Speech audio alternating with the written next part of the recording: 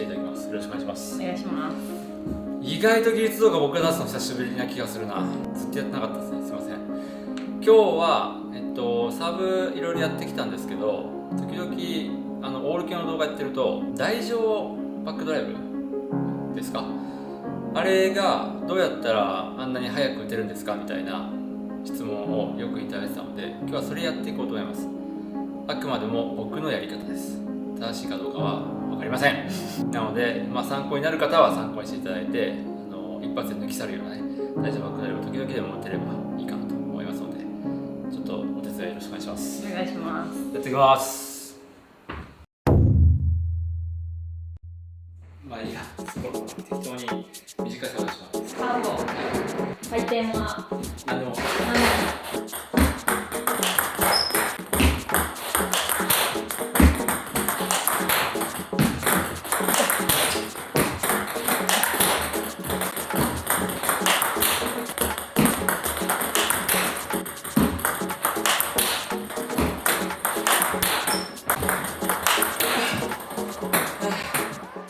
はい、じゃあちょっと解説してきますけれども、今の速いドライブに関してはトライの位置は全部ボールの真上を取ってます。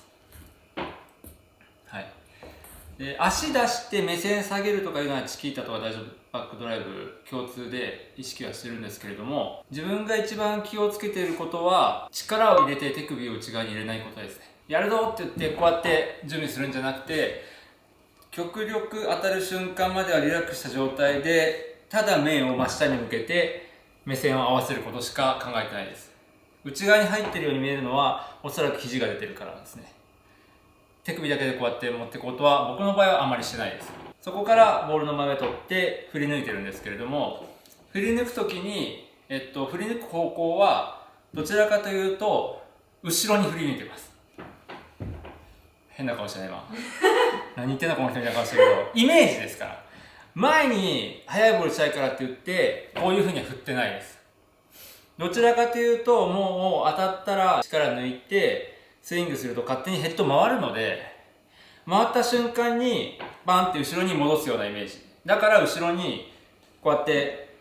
こっちに引くことを重要してます。できるだけ球持ちを僕の場合は短くしたいんですね。シートで引っ掛けたらすぐ離してあげるような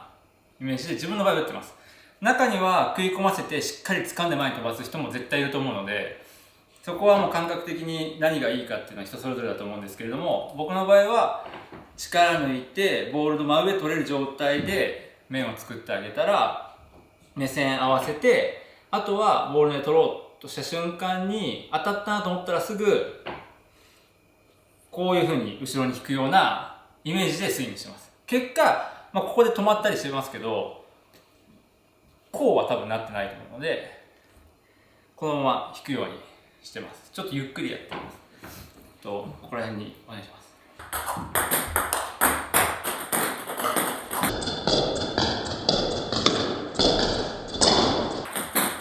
なのでグッてやってこうはしてないです。僕の場合はって張るんじゃなくて、リラックスした状態で後ろにすぐ逃がしてあげるようなイメージ。もう結構ブラブラです。ラケット力抜けてあります。という風に打ってます。どの選手も言ってますけど、ちゃんと足を動かして目線をボールにこうやって合わせてあげるっていうのは絶対大事だと思うので、気をつけながらスイングしてもらえるといいかなと思います。何よりもミソなのは、僕の場合は後ろに振り抜くイメージでスイングしてるっていう。球持ちを長くする人もいれば短く取って速く飛ばす人もいると思うので、もし今うまくいかないなと思っている人はぜひ参考にしてもらえればなと思いますので、ぜひやってみてください。